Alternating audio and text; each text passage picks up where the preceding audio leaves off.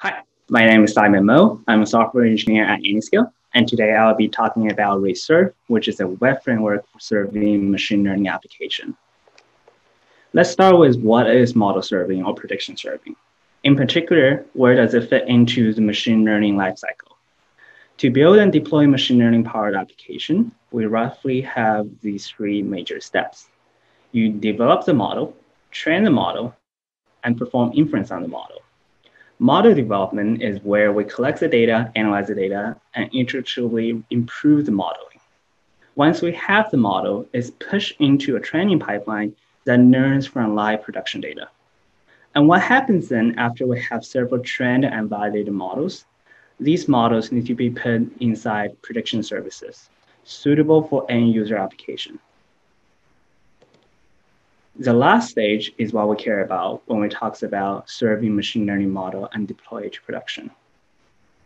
This talk will be broken down in three parts. We'll discuss the requirements of prediction serving. We'll discuss two common approaches of how the industry is solving the model serving problem today. And then we'll introduce Reserve. Let's start with the requirements of model serving. We'll talk about 6 requirements. They are deliver predictions, being framework agnostic, handle arbitrary business logic, as well as scaling to match load, batching to improve prediction and lowering to improve the throughput and lowering the cost, and being able to handle highly concurrent usage while delivering low latency.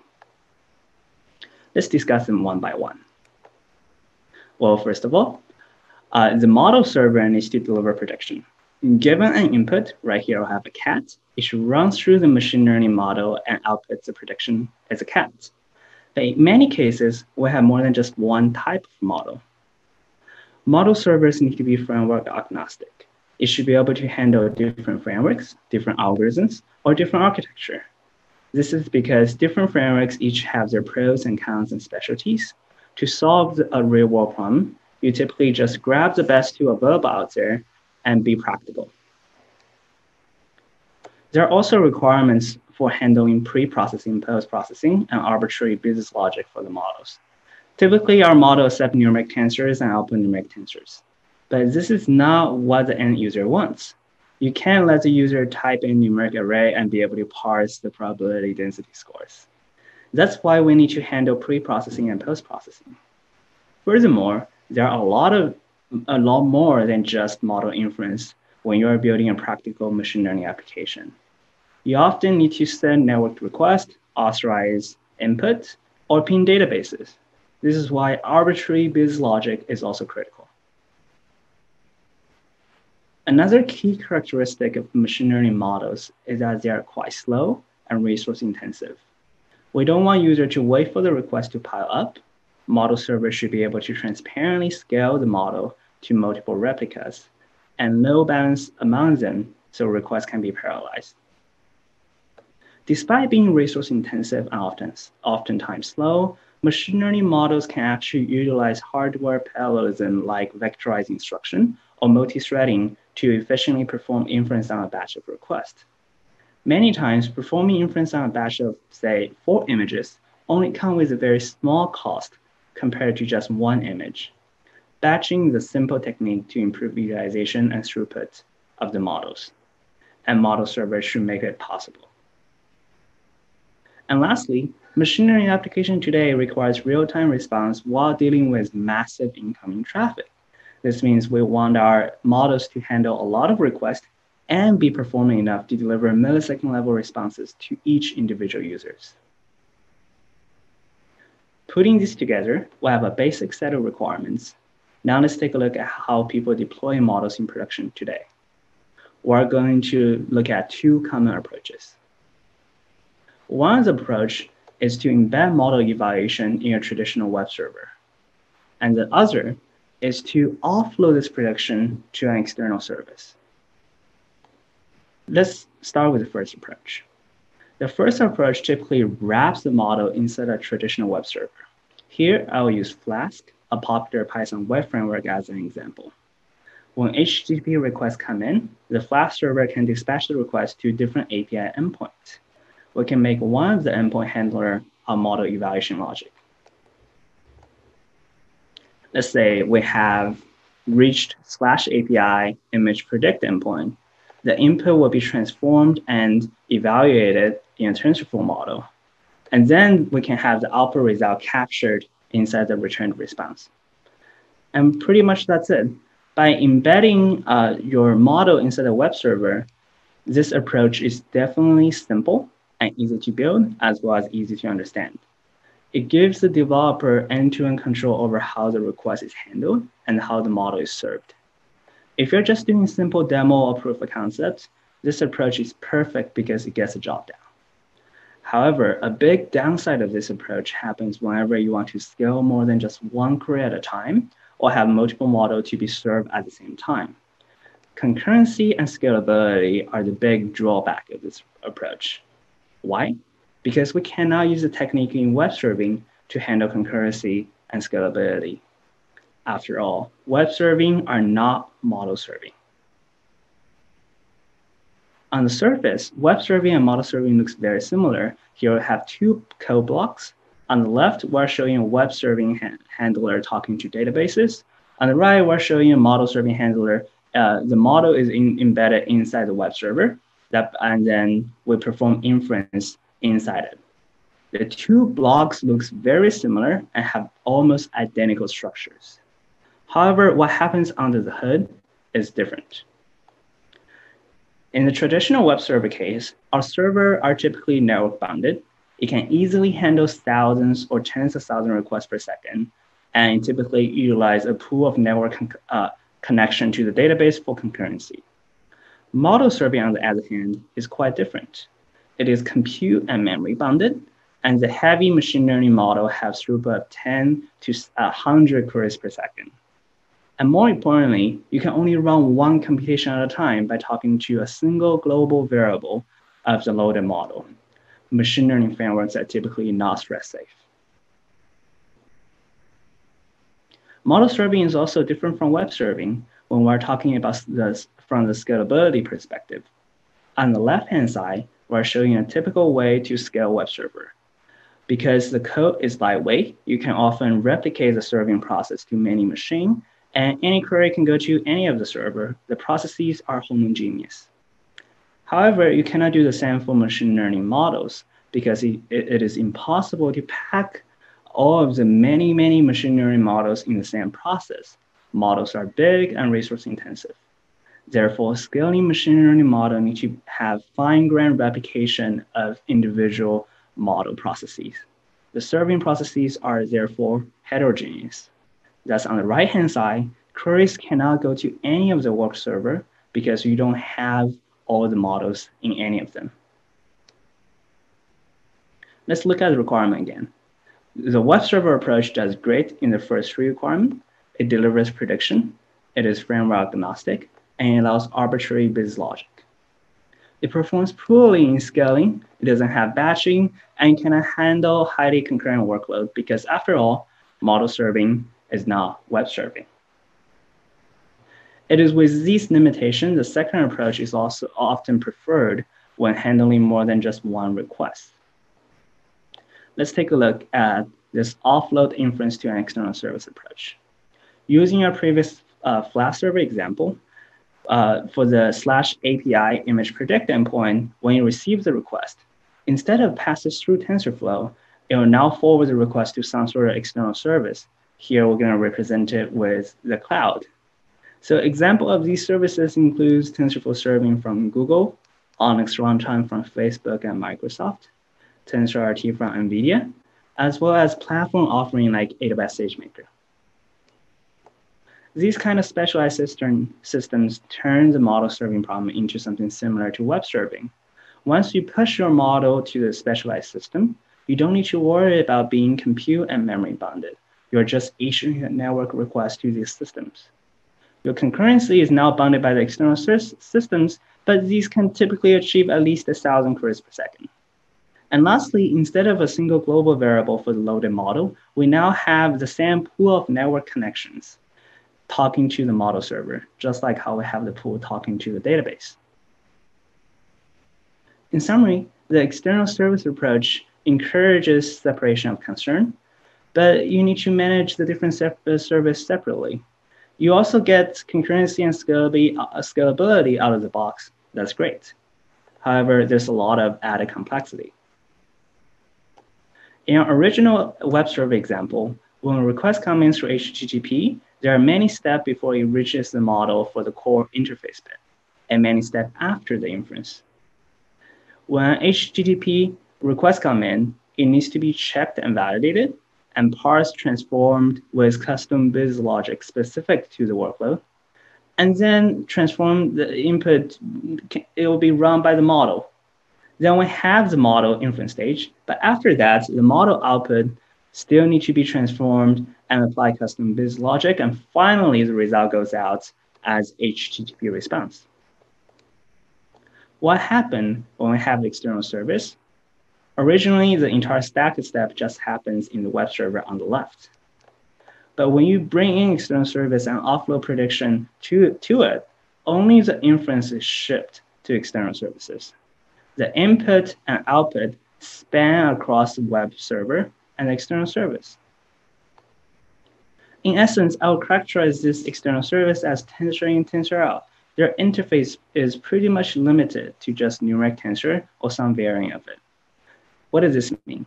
It means to run a model inference in your ML application, you need to learn to deploy and manage model in a separate system, figure out how to wrangle the input and output correctly, and send a network request to the right endpoint. More importantly, transformation and model performance are oftentimes tightly coupled. If you update your model but didn't update, say, the feature normalization step for input transformation, then the feature and model weights stays out of sync. Then the accuracy can definitely go down drastically. This brings a lot of complexity and lack flexibility. It's way harder to update either of these components because they are so tightly coupled by the tensor interface. So looking back at our requirement, how did this approach perform?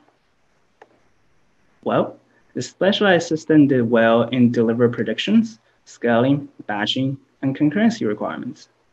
Some of the system are framework agnostic, some of them turn your model training in framework, and then compile it to its own framework. So the requirements may vary case by case. But most importantly, the lack of business logic, the custom pre-processing and post-processing, and the end-to-end control of API, HTTP API, is lacking. It is not met by the specialized systems. Now, let me tell you about Reserve. Reserve is a web framework for machine learning serving. Let me break it down. Reserve is a web framework. This means we give you end-to-end control over the HTTP API. Your input is just a simple Flask request object. Reserve is a web framework built for machine learning serving. This means you can define your API to preload the model, warm up the model, as well as arbitrary pre-process and post-processing steps along the way. These two combined is what we call the servable API. You just need to define a functional class that accepts a single argument, the web request. With the servable API, Reserve allows you to put arbitrary Python function or classes and grant you HTTP end-to-end control over the HTTP request API. Let's look closely at the arbitrary Python function and class component. Because Ray is a distributed Python framework and Serve runs on top of Ray, this means you can run arbitrary Ray program inside your servable. What does this mean? This means you can define APIs that's backed by many work nodes in which you can perform massive fan-out, online learning, or personalization. And for a concrete use case, one example is how Seldom Alibi used Ray and Reserve to scale model explainability. You can go check out the talk in Ray Summit. The servable API make it possible for Serve to satisfy the first three requirements. But what about the scaling and batching part? Well, for that, Reserve introduced the concept called backend. A backend is some version code implementation of the servable. You give it a name. Say right here in this example, it's my model v1 in the code sample. And then you can pass any configuration. For example, in the configuration, you can specify the number of replicas. This enables Serve to replicate your models and load balance among them. This is how Reserve make it possible to scale your machine learning service to match incoming higher load. You can also enable batching by accepting a list of requests instead of a single one. You can configure the maximum batch size, and Reserve will perform batching for you. You can do even more with backend configuration. You can pass in resource requirements like number of CPUs or GPUs. This enables low latency model response time using custom hardware. And you can put in a high number of replicas. Given the hardware available, Serve will actually transparently scale out to many, many worker nodes. With the concept of backend, which is versioned servable implementation, and a set of configuration, Reserve help your model service to scale, batch, and be highly performant. This is how Reserve satisfy all the requirements for model serving. With these features, Reserve help you to productionize a machine learning model in just a few lines of code. But can we do even better? We have one core observation here. That is, no model is an island. In real-world machine learning application, model doesn't exist in isolation. You cannot build a machine learning app with just a single model. For example, there are typically chains of operators that involve pre-processing or post-processing, forming some sort of ML pipeline. There can be, say, feature normalization and scaling before the model and scaling it back after the model. Or in recommendation system, you have something like a chain of embedding lookup, k nearest neighbor search, and then one or more ranking model to finalize the output. Model doesn't exist in isolation, not just because you work with other model, it's also because there are model updates over time. There are cases where you need to split the request to different versions of the model to perform, say, A/B testing.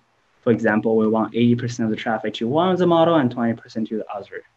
There are also deployment patterns like canary deployment or shadow testing, in which you send a fraction of the traffic to newer model just to test it out. And in case something horribly bad happened, you can roll it back easily without disrupting your users. For this, Reserve introduced the concept called endpoint. Endpoints are just like the endpoint you know in microservices or network proxies. There are some named reachable address that correspond to one or more backends. Endpoints are HTTP reachable. You can specify the HTTP routes or methods. Once deployed, you can use any HTTP client library to pin the endpoints. Endpoints also correspond to one or more backends. In this example, we have two backends called myBackend v0 and v1. We set the default backend to v0 and then set the traffic policy to route 70% of the traffic to v0 and only 30% to v1. Now Reserve will randomly load balance between the two given specified weights. And you can dynamically update these weights over time without any downtime for the service. This is how Reserve uses the concept of endpoints to make it possible to deploy real operational deployment patterns. But there's more. Endpoints are not just HTTP reachable, they're also Python reachable. You can define your service as usual. The request object will be a serve request that has identical API as a Flask request. When you deploy the model and get what we call a handle to the endpoint, you can issue Python request with Python data type directly to the backend. You can pass in any Python object, including, say, MP array or other big numeric values. It will not go through the HTTP server. This is a big deal. Being Python reachable means we can call other endpoints within our backends and enable us to have arbitrary composed model. Here's an example of model composition. In composed servable definition, we get the handle to endpoints 1 and 2, send the request to both of them at the same time, and wait for both of the results to come back, And lastly, sort of just combine them and return them as a single response.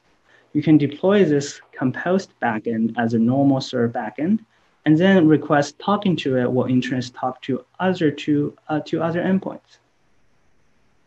What does this mean? This means you can have arbitrary pipeline like the chaining operator I shown before, arbitrary fanning out, or ensemble where you gather results from multiple models and average them, or cascade where we conditionally select which model we're using based on the model accuracy or model latency. This is how being Python reachable allows you to easily compose models together. And one last thing about being Python reachable endpoints is that you can use the same code, even the same backend, for both online interactive serving and offline batch inference. In the sample here, we're just reading our records from data lake and issuing requests directly to the model. This is a big deal. When your machine learning application is not ready for real-time usage yet, that's fine. Serve can help you get prepared. You can utilize all the amazing features from Serve like scaling out and batching, but not deploy it for HTTP. You can use Serve as a worker pool for parallel scoring or mixing real-time serving with small batch streaming. We have production users who are not ready for real-time interactive usage yet for both of these use cases. This is how endpoint concept help you with offline batch inference as well. These are all things Reserve enables and how it helps you to productionize your machine learning models. So Reserve is just a Python package. It can run on your laptop for development and quick demo. You can deploy it to on-premise server. We have template for you to run it on Kubernetes, as well as all the major public cloud. Because Reserve is just a library built on top of Ray, we got a lot of features out of the box, like the cluster launcher that deploys program to all public cloud. We also got monitoring, auto-scaling, and fault tolerance easily. As a developer, you can also build your special purpose frameworks that focus on the API and amazing features, while let Ray takes care of this tricky part about distributed programming. You can try out Reserve today by just pip install and import Serve. And we have a very active community discussing Serve in the Ray Slack. You can check out our extensive documentation, as well as come to our office hour, tell us about your use case. We welcome your feedback. I'm very excited to work with you to solve your machine learning serving challenge. And finally, let me leave you with these slides about how Reserve can help you productionize machine learning models. And I'm happy to take your questions.